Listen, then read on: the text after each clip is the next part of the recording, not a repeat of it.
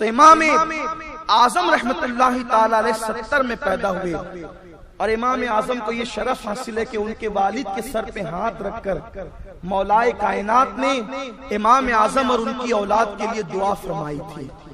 बाबे मदीनतुल इल्म ने दुआ की थी और यूं भी मेरे आका अलैहिस्सलाम ने इमाम आजम की फजीलत में कहीं नाम लेकर कहीं इशारतन हदीस बयान फरमाई है। आका फरमाते हैं सल्लल्लाहु अलैहि वसल्लम कि मेरी उम्मत का एक बंदा होगा जिसका नाम नौमान होगा, वो अल्लाह के दीन को जिंदा करेगा और मेरी मिटती हुई सुन्नतों को जिंदा करेगा।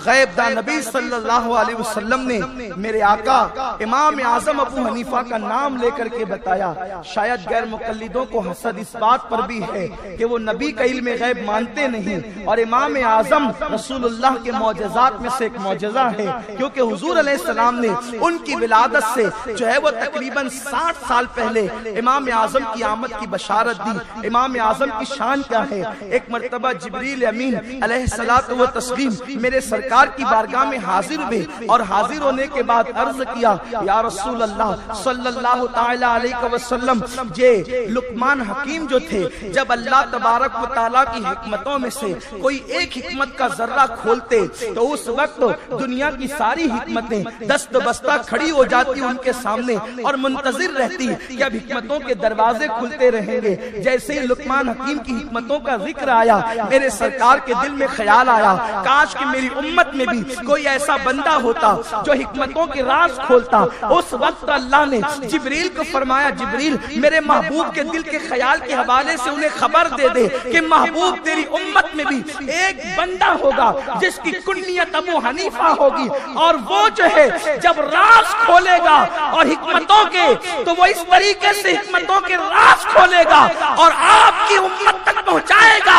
जिस वक्त अबू हनीफा का जिक्र आया, मेरे सरकार ने फरमाया, अनस बिन मालिक कहाँ है? आका करीम ने हजरत अनस को बुलाया।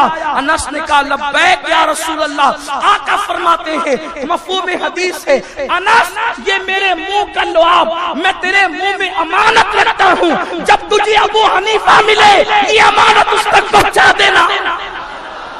ये इमाम आजम अबू हनीफा की शान है। और हजरत इमाम आजम अबू हनीफा ने हजरत अनस इब्न मालिक की ज़ियारत, आप खुद फरमाते हैं कि मैंने 7 सहाबा से हदीस रिवायत की, 7 सहाबा से। ये तो इमाम आजम ने कहा। अब ज़ियारत और रिवायत में फर्क है। फरमाते 7 से रिवायत की, और जहां तक ज़ियारत का मामला है तो कोई कहते हैं 14 की ज़ियारत की, कोई कहता है 26 की ज़ियारत की, कोई कहता है 24 की ज़ियारत की, कोई कहता है 28 की ज़ियारत की। मुख्तलिफ अक़वाल है, लेकिन एक सहाबी का दीदार भी ताबई बना देता है। और ये कितनी बड़ी बात है कि अनस इब्न मालिक अपने मुंह में अमानत लिए घूम रहे थे। अबू हनीफा की जात का नाम है, इमाम आजम की शख्सियत का नाम है। हमें नाज है कि अल्लाह ने हमें ऐसा इमाम दिया है कि इमामुल अंबिया ने जिसके लिए अमानत अपने सहाबी के मुंह में डाली और जिसके मुंह में रसूलुल्लाह का लुआब पड़े। अरे वो लुआब की शान ये है कि खारी कुएं के अंदर, खारी कुएं में लुआब पड़ जाए तो वो कुएं मीठे हो जाते हैं। जब नौमान बिन साबित के मुंह में वो लुआब पहुंचा होगा तो उस वक्त तो नौमान बिन साबित की जबान से हिकमतों के किस तरीके से दरिया जारी हुए होंगे। यही वजह तो है कि उनके असातिज़ा ने कहा, नौमान हम तुझे पढ़ाकर वो याद न रख सके जो तूने पढ़ करके याद रखा। जो 100 दिनों में हमने तुझे हदीस पढ़ाई, तूने एक एक दिन में उसे बयान कर दिया। यही वजह तो थी, वो लुआब रसूल का असर था, वो दुआए अली का असर था कि इमाम आजम के असातिज़ा भी इमाम आजम से मसला पूछते थे।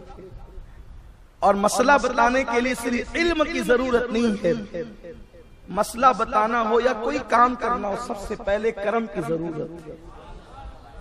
वरना आदमी कहीं किताबें पढ़ डालता है, कुछ समझ में नहीं आता, नहीं देखते। बेचारे बुखारी पढ़ते हैं लेकिन उन्हें बुखारी के अंदर अबवाब क्या है वही समझ में नहीं आता, इमाम बुखारी की मुराद क्या वही समझ नहीं आता। इसलिए कि जिसका ताल्लुक रसूलुल्लाह से जितना होगा वो इल्म के फैजान से उतना मालामाल होगा।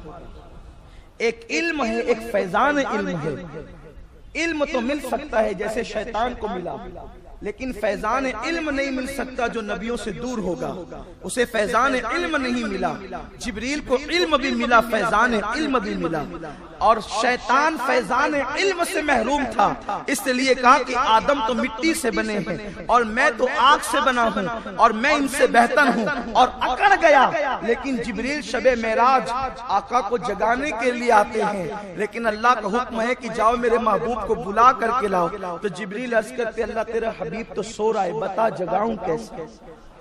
ये नहीं देखा कि अल्लाह का हुक्म क्या है। अल्लाह फरमाता है बुला लाओ, हुक्म ये है। और जिब्रील वापस जाते हैं। बज़ाहिर यूं लगता है, बज़ाहिर यूं लगता है कि कहीं जिब्रील अल्लाह की नाफरमानी तो नहीं कर रहे, इसलिए खुदा कहते हैं बुला कर लाओ, और जिब्रील खाली जाते हैं, बगैर बुलाए जाते हैं।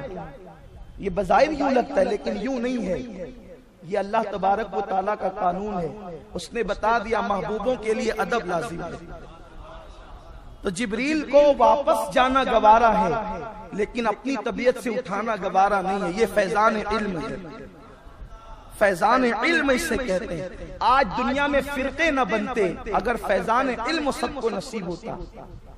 इल्म तो है, फैजान इल्म नहीं है, वरना इब्ने तैमिया अल्लाह के पैर साबित न करता, अल्लाह के हाथ साबित न करता, अल्लाह का कुर्सी पर बैठकर और कुर्सी का चरचराना साबित न करता।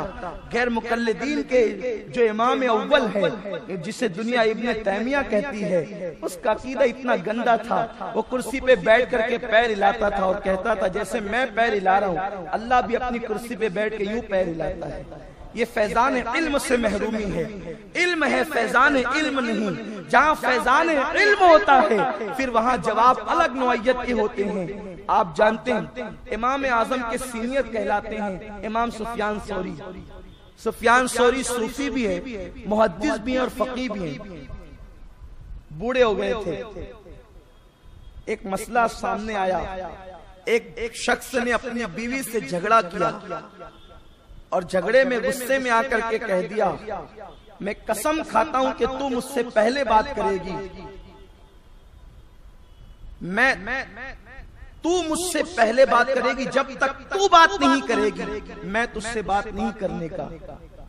औरतें होती है, जब गुस्से में आती है तो फिर वो अपने में ही नहीं रहती, बल्कि मर्द भी अपने आप में नहीं रहता, फिर वो तो औरतें हैं।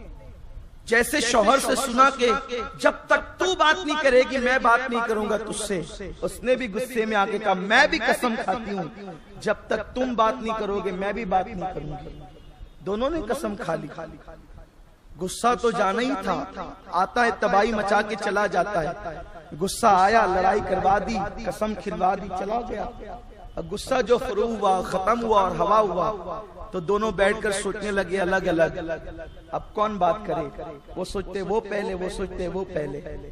ये पहले पहले में वक्त तो गुजरता गया, लेकिन अब जरूरत तो दोनों को एक दूसरे की, मियां बीवी को।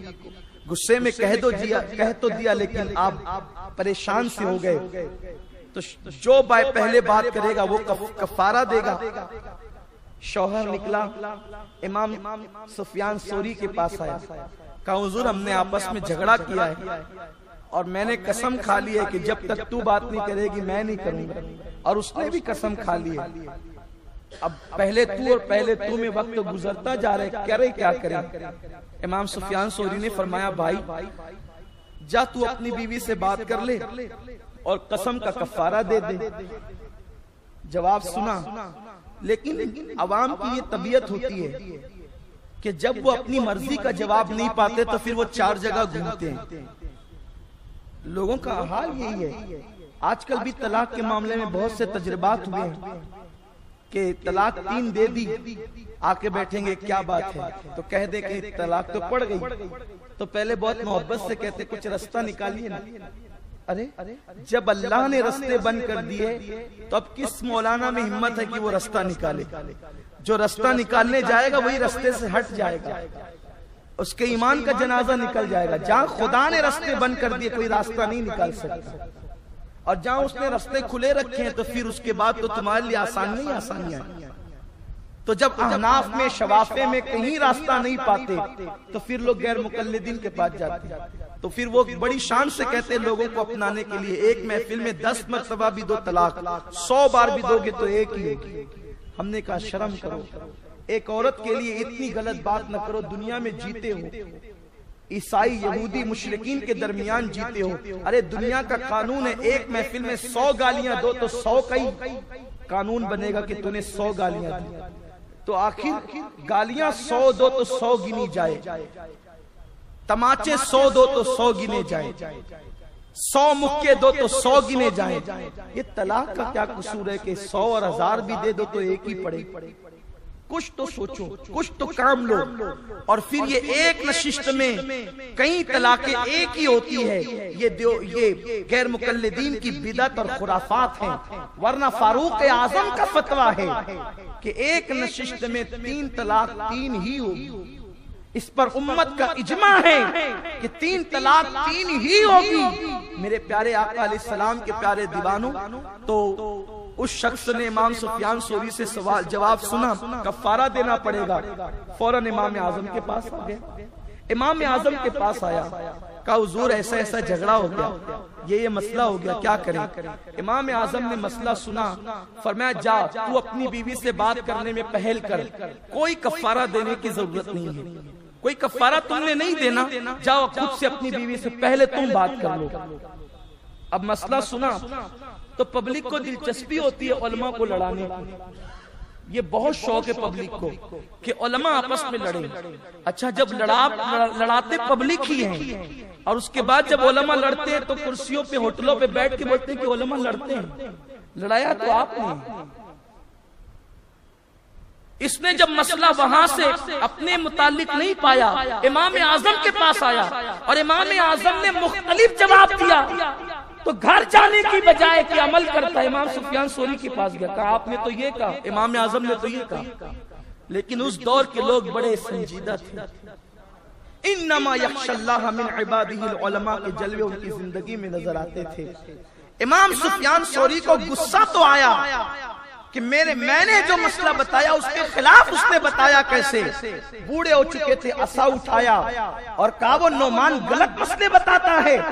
ये असा लेकर के बड़े होने के, सीनियर होने के बावजूद इमाम आजम के घर तक पहुंचे ताकि उम्मत में इंतशार न हो। इनका फतवा अलग, इनका अलग। उन्होंने कोई जलसा नहीं किया, उन्होंने कोई तहरीर नहीं तकसीम कर दी कि अब उन्होंने मसला गलत बताया तो इसलिए अब उनके खिलाफ हंगामे करते रहो। ये अहले इल्म का मिजाज है। जिस डाली में जितने फल लगे होते हैं वो उतनी झुकी हुई होती है, जो डालियां बांझ होती है वो अकड़ी हुई होती है। और इल्म ऐसा फल है दुनिया में नहीं, वो आखिरत में भी काम आने वाला है। अहले इल्म का अपना मिजाज होता है कि किसी कहने वाले ने कहा है, जो समंदर है वो खामोश खड़े रहते हैं, जो समुंदर है वो खामोश रहा करते हैं और घड़े खाली खूब बजा करते हैं। जो घड़ा पूरा पूरा भरा होगा ना उससे कभी टक टक की आवाज नहीं आएगी, जो थोड़ा सा भरा होगा ना उसमें छलक छलक की आवाज आएगी। ये जो बचते हैं ना तो उनका मबलगे इल्मी उतना नहीं होता। जो भरे होते हैं, जिनके सीने इल्म से भरे होते हैं, जिन्होंने मिशकात नबूवत से भरपूर इक्तिसाब फैज़ किया होता है, वो अपने मर्तबे की परवाह नहीं करते, वो उम्मत की परवाह किया करते हैं। इमाम सुफियान सोरी सूफी भी थे, मुहद्दिस भी थे, फकीह भी थे। गुस्सा तो आया लेकिन असा उठाकर सीधे इमाम आजम के घर चले और कहा, रास्ते में बड़बड़ा रहे थे, वो गलत मसले बताता है, गलत फतवे देता है। लेकिन जब घर पहुंचे तो सामने बैठ करके कहा, नौमान अल्लाह से डर, गलत फतवा मत दे, गलत मसला मत बता। इमाम आजम ने कहा, क्या बात, क्यों नाराज होते हो? कहा तुमने वो कसम वाला मसला गलत बताया। कहा उस शख्स को बुलाओ। उसे बुलाया, उससे कहा कि मसला बयान कर, तू बयान कर। उसने कहा मेरी बीवी से झगड़ा हो गया, मैंने कसम खाई कि जब तक तू पहले मुझसे बात नहीं करेगी मैं बात नहीं करूंगा। मेरी बीवी को भी गुस्सा आया, उसने कहा जब तक तुम बात नहीं करोगे मैं भी बात नहीं करूंगी। इमाम आजम ने कहा बोलिए। का वही तो है कि कफारा देना पड़ेगा। फरमाया कैसे कफारा देना पड़ेगा? आप मसले पे गौर तो करें कि जिस वक्त पहले शौहर ने कसम खाई कि जब तक पहले तू मुझसे बात नहीं करेगी मैं तुझसे बात नहीं करूंगा। अब इसकी कसम हो गई। फिर बीवी ने कहा ना बात तो की कि जब तक तुम बात नहीं करोगे, ये तुम बात नहीं करोगे, ये बात ही करना तो है। जब तक तुम बात नहीं करोगे मैं भी बात नहीं करूंगी। तो उसने बात तो कर लिया, शौहर की कसम तो पूरी हो गई। अब वो घर जाए, बीवी से बात करे और उसके बाद कोई कफारा नहीं। इमाम सुफियान सौरी ने पेशानी चूम ली, कहा कि अल्लाह ने तुझे अक्ल कामिल अता फरमाई। नौमान, खुदा का तुझ पे खास फज़्ल है। जिन लोगों को अल्लाह इल्म देता है, फैज देता है, फैजान देता है, फैज इल्म देता है, उनकी बरकतें ये हुआ करती हैं कि सीनियर लोग भी जो है इमाम आजम अबू हनीफा से मसले देख रहे हैं। इसीलिए जब मसला समझे बगैर जवाब दिया जाता है तो इमाम सुफियान सौरी की तरह जवाब आता है, और जब समझ कर दिया जाता है तो इमाम आजम की तरह जवाब। हम भी परेशान हो जाते हैं ना कि भाई दो जवाब एक सवाल के कैसे, तो उसमें आप किसी एक को सुफियान सौरी समझ लिया करें। दो जवाब कैसे? कोई दौर में भी तो कोई सुफियान सौरी हो सकता है कि मसले की तह तक नजर न पहुंचे, मुमकिन ऐसा हो। और अल्लाह अकबर, वो लुआब रसूल का फैजान था।